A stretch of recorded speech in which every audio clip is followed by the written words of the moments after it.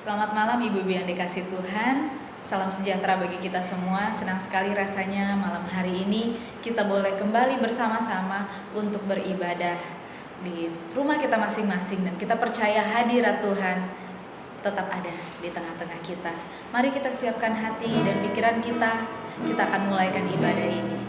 Kita naikkan pujian, saatku menyembahmu, Rohmu bekerja. Haleluya. Saatku menyembahmu,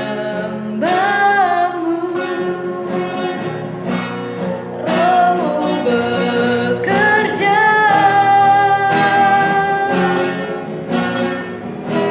Saatku memujimu, Kau bertata di atas pujian.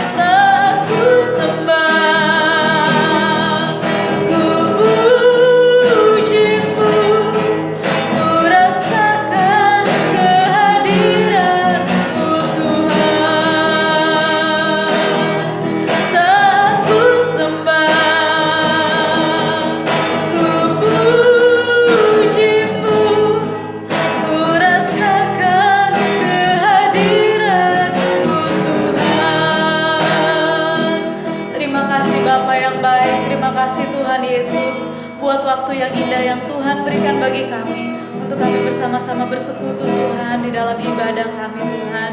Terima kasih Bapa, pada malam hari ini Tuhan, layakan kami Tuhan untuk masuk lebih lagi Tuhan di dalam hadirat-Mu Bapa. Berkati Tuhan setiap pujian kami Tuhan, biarlah semuanya boleh menyenangkan hati-Mu Tuhan Yesus. Sebentar kami akan mendengarkan kebenaran firman-Mu. Mari berkati setiap kami Tuhan yang mendengarkan kebenaran firman-Mu, agar kami boleh buka hati kami dan Roh Kudus boleh memimpin hidup kami, memperbaharui hidup kami. Berkati hamba-Mu Tuhan yang akan membawakan firman-Mu, biarlah semuanya boleh berasal daripada Tuhan. Terima kasih Bapa, kami siap Tuhan untuk menerima berkat dari firman Tuhan di dalam nama Tuhan Yesus. Haleluya, amin. Puji nama Tuhan. Saya bersyukur pada malam hari ini kalau boleh dipercayakan lewat Ibu Gembala untuk membawakan renungan pada malam hari ini. Malam ini kita akan berbicara tentang satu topik, yaitu sikap hati yang tidak baik. Tuhan memberikan kepada manusia kehendak bebas, kehendak untuk menentukan satu pilihan, untuk memilih dan menentukan sikap hati mereka masing-masing. Terkadang manusia memilih untuk memiliki sikap hati yang baik, tetapi tidak sedikit juga yang memilih untuk memiliki sikap hati yang tidak baik.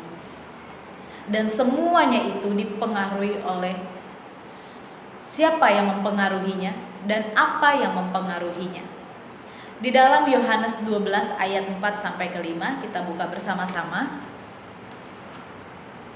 Yohanes 12 ayat 4 sampai ke 5. Saya akan bacakan. Tetapi Yudas Iskariot, seorang dari murid-murid Yesus yang akan segera menyerahkan Dia, berkata, "Mengapa minyak narwastu ini tidak dijual 300 dinar dan uangnya diberikan kepada orang-orang miskin?" Seakan-akan secara kemanusiaan Yudas ini memiliki sikap hati yang benar, sikap hati yang baik. Tetapi tidak demikian di hadapan Tuhan. Tuhan tahu bahwa sikap hati Yudas itu tidak baik. Mengapa? Karena ternyata sikap hatinya dipengaruhi oleh kebiasaannya yang tidak baik. Sikap hatinya dipengaruhi oleh hawa nafsunya. Sikap hatinya dipengaruhi oleh dosa. Kita boleh lihat bersama-sama di ayat yang ke-6. Hal itu dikatakannya bukan karena ia memperhatikan nasib orang-orang miskin, melainkan karena ia adalah seorang pencuri. Ia sering mengambil uang yang disimpan di dalam kas yang dipegangnya. Jelas sudah bahwa Yudas meresponi sesuatu hal karena didasari oleh sikap hatinya yang tidak baik, dipengaruhi oleh hawa nafsunya. Oleh sebab itu kita harus menjaga sikap hati kita. Kita harus benar-benar menjaga hati kita dari segala kejahatan, dari segala dosa dan kebiasaan-kebiasaan kita yang salah, supaya kita memiliki sikap hati yang benar. Kita buka dalam Lukas 6 ayatnya yang ke-45. Lukas 6 ayat 45. Orang yang baik mengeluarkan barang yang baik dari perbendaharaan hatinya yang baik, dan orang yang jahat mengeluarkan barang yang jahat dari perbendaharaannya yang jahat. Karena yang diucapkan mulut berasal atau meluap dari hatinya. Jadi segala sesuatu yang kita lakukan itu semua berasal dari hati. Hati merupakan sentral hidup kita. Hati ini memang kecil, tetapi sangat mempengaruhi kehidupan kita. Apa yang kita mau lakukan, semuanya itu berasal daripada hati. Oleh sebab itu, kita harus menjaga hati kita dengan segala kewaspadaan. Di dalam Amsal yang keempat ayatnya yang ke-23 dikatakan, jagalah hatimu dari segala kewaspadaan, dengan segala kewaspadaan, karena dari situlah terpancar kehidupan. Sebagai seorang wanita, kita memiliki hati yang sangat sensitif. Karena itu, kita harus benar-benar menjaga hati kita untuk tidak dipengaruhi oleh hal-hal yang buruk, sehingga kita boleh mengeluarkan tindakan yang baik, kita boleh mengucapkan hal-hal yang baik. Kita akan belajar lebih lagi tentang sikap hati yang tidak baik dan sikap hati yang baik. Di dalam firman Tuhan banyak sekali contoh orang-orang yang bertindak tidak baik karena dipengaruhi sikap hati yang tidak baik juga. Contohnya yaitu Kain. Ketika ia memiliki sikap hati yang tidak baik, dia dipengaruhi oleh rasa cemburu, dia dipengaruhi oleh iri hati, dia sanggup membunuh adiknya sendiri. Saudara-saudara Yusuf yang hatinya dipenuhi oleh iri hati dan kecemburuan, mereka pun melakukan banyak hal yang merugikan Yusuf dan hampir-hampir membunuh Yusuf. Jadi betapa pentingnya kita menjaga hati kita dari pengaruh-pengaruh yang tidak baik, pengaruh-pengaruh setan yang hanya merugikan kita, yang hanya merusak damai sejahtera kita, yang hanya membuat kita melakukan hal-hal yang tidak baik. Dari pengaruh hawa nafsu, kita harus jaga hidup kita dari pengaruh lingkungan di sekitar kita, dari pengaruh keadaan-keadaan yang kita alami hari lepas hari. Dan kalau kita tidak menjaga hati kita dari segala pengaruh-pengaruh yang tidak baik, kita hanya akan membuat hati kita penuh dengan tindakan-tindakan yang tidak baik. Kalau sikap hati kita salah, maka tindakan yang kita lakukan juga akan salah. Tetapi kalau sikap hati kita benar, maka tindakan-tindakan yang kita lakukan juga akan benar. Kita akan melakukan tindakan-tindakan positif. Kita akan mengeluarkan kata-kata positif. Dan semuanya kita lakukan untuk kemuliaan nama Tuhan. Di masa-masa pandemi ini, kita semua tidak terkecuali. Kita kena imbas yang tidak baik dari masa-masa yang sukar ini. banyak hal yang kita alami. Dari segi ekonomi, dari segi keluarga, dari segi sekolah, keseharian kita, semuanya menjadi kacau. Dan kita tidak tahu sampai kapan hal ini akan berakhir. Lalu bagaimana sikap hati kita? Apakah kita mau memiliki sikap hati yang baik? Atau justru sebaliknya, kita malah memiliki sikap hati yang tidak baik? Ketika sikap hati kita tidak baik dalam menanggapi masalah saat ini, dalam menanggapi keadaan pandemi ini, maka yang keluar dari hidup kita hanyalah keluh kesah, hanyalah persungutan. Kita hanya komplain dengan suami kita. Kita hanya marah-marah di rumah. Kita mempersalahkan keadaan. Dan tidak sedikit orang mempersalahkan Tuhan karena keadaan ini. Karena mereka tidak siap untuk menjalani keadaan yang sulit. Sebagai seorang istri, sebagai seorang mama, sebagai seorang oma, bagaimana sikap hati kita di rumah selama ini? Di masa-masa yang sulit ini. Hendaknya sebagai wanita-wanita Kristen, sebagai wanita-wanita El-Usai, kita memiliki sikap hati yang baik. Kita memiliki sikap hati yang benar, agar tindakan-tindakan kita tidak salah di rumah. Melainkan tindakan-tindakan kita boleh membawa keluarga kita untuk lebih lagi dekat kepada Tuhan. Untuk membaca firman Tuhan. Mungkin hari-hari ini suami kita dalam keadaan yang terpuruk. Mungkin penghasilan di rumah itu sangat berkurang. Tapi pengeluaran justru semakin bertambah. Bagaimana sikap kita? Mungkin kita bosan ada di rumah.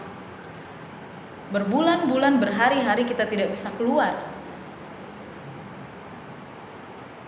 Jaga hati kita. Jaga hati kita. Agar kita tetap dapat bertindak dengan baik. Hadirkan suasana yang baik di rumah kita. Ketika sikap hati kita benar sebagai seorang istri, ketika sikap hati kita benar sebagai seorang oma, sebagai seorang mama, kita percaya bahwa berkat damai sejahtera Tuhan akan mengalir dalam kehidupan keluarga kita. Sukacita akan mengalir dalam kehidupan rumah tangga kita. Bahkan berkat-berkat secara jasmani dan rohani itu akan mengalir dalam keadaan rumah tangga kita. Jangan sampai hati kita dipengaruhi oleh kekecewaan. Jangan sampai hati kita dipengaruhi oleh keputusasaan. Jangan sampai hati kita hanya dipengaruhi oleh hal-hal yang tidak baik. Sehingga kita lupa untuk bersyukur. Kita lupa akan kebaikan-kebaikan Tuhan di dalam kehidupan kita. Tuhan tidak pernah meninggalkan kita. Meskipun dalam keadaan yang sangat sulit hari-hari ini, Tuhan ada. Tuhan ada memelihara hidup kita. Lalu bagaimana agar kita tetap memiliki sikap hati yang benar? Yang pertama, biarlah hidup kita dikuasai oleh firman Tuhan. Karena firman Tuhan yang menjadi kekuatan kita. Karena hanya firman Tuhan yang memberikan kita pengharapan-pengharapan, janji-janji Tuhan. Itu yang akan menguatkan kita di hari-hari yang sulit ini. Jangan biarkan iblis mengambil janji-janji yang Tuhan telah berikan untuk kita. Di dalam Mazmur 119 ayatnya yang ke-105. Firman-Mu adalah pelita bagi kakiku dan terang bagi jalanku. Hanya firman Tuhan yang dapat membuat kita kuat. Hanya firman Tuhan yang dapat membalut setiap rasa sakit yang kita alami. Apapun masalah kita hari-hari ini, izinkan firman Tuhan menguasai hidup kita. Yang kedua, bagaimana supaya kita tetap memiliki sikap hati yang benar? Biarlah Roh Kudus mengambil alih hidup kita. Biarlah Roh Kudus ada di dalam hidup kita. Kita nggak bisa jalan sendiri. Kita tidak bisa jalan sendiri. Kita tidak mampu. Hanya Roh Kudus yang mampu menguatkan kita. Kita buka sama-sama di dalam Yehezkiel 11 ayatnya yang ke-19. Yehezkiel 11 ayatnya yang ke-19. Firman Tuhan mengatakan, "Aku akan memberikan mereka hati yang lain dan roh yang baru di dalam batin mereka. Juga aku akan menjauhkan dari tubuh mereka hati yang keras dan memberikan mereka hati yang taat." Tuhan berjanji akan memberikan kepada kita roh yang baik. Roh Kudus yang akan memimpin hidup kita untuk kita dapat melakukan tindakan-tindakan yang benar. Izinkan firman Tuhan menguasai hidup kita dan Roh Kudus mengambil alih kehidupan kita.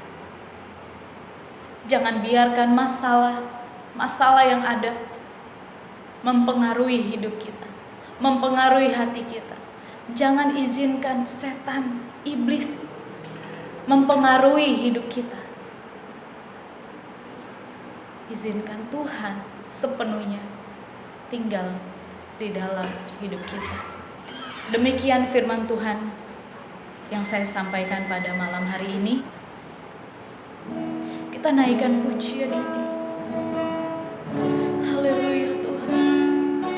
Kami mau buka hati kami Tuhan. Kami mau buka hati kami Roh Kudus. Haleluya. Haleluya, haleluya Yesus.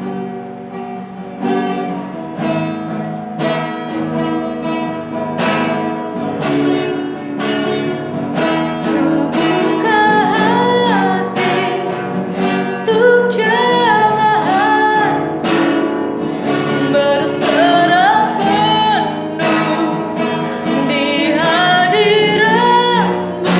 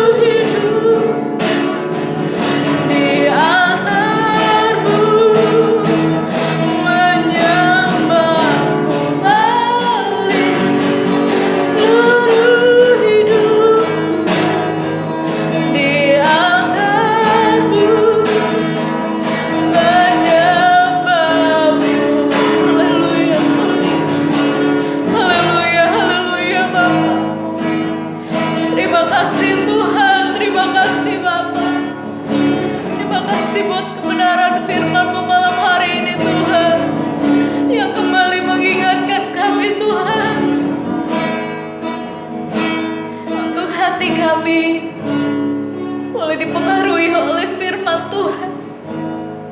Hati kami dipengaruhi oleh Roh Kudus. Tuhan, jangan biarkan hati kami dipengaruhi oleh kekecewaan. Jangan biarkan hati kami dipengaruhi oleh hal-hal yang buruk, keputusasaan. Tapi biarlah kami boleh mengingat kebaikan-kebaikan Tuhan dalam hidup kami. Mengingat setiap janji-janji Tuhan dalam firman-Mu Tuhan. Ambil alih hidup kami, Roh Kudus, agar kami boleh melakukan tindakan-tindakan yang baik, mengeluarkan kata-kata yang baik, menguatkan suami kami, menguatkan anak-anak kami, menguatkan cucu-cucu kami Tuhan. Di masa-masa yang sulit ini Tuhan, berikan kami kekuatan Tuhan, berikan kami kesabaran Tuhan sebagai wanita-wanita El-Usai Tuhan, agar kami mampu Tuhan Yesus menjadi terang di rumah tangga kami Tuhan Yesus. Tolong kami Bapa, tolong kami Tuhan. Kami serahkan hidup kami ke dalam tangan kasih-Mu Bapa, dan kami percaya berkat damai sejahtera, berkat sukacita, berkat-berkat rohani, bahkan berkat-berkat jasmani Tuhan, Engkau akan limpahkan dalam rumah tangga kami Tuhan Yesus, dalam pelayanan kami Tuhan, dimanapun kami berada Tuhan. Biarlah kami boleh menjadi berkat Tuhan. Kami akhiri Tuhan ibadah yang diberkati Tuhan hanya di dalam nama Tuhan Yesus Kristus. Haleluya, amin. Terima kasih, Tuhan Yesus memberkati.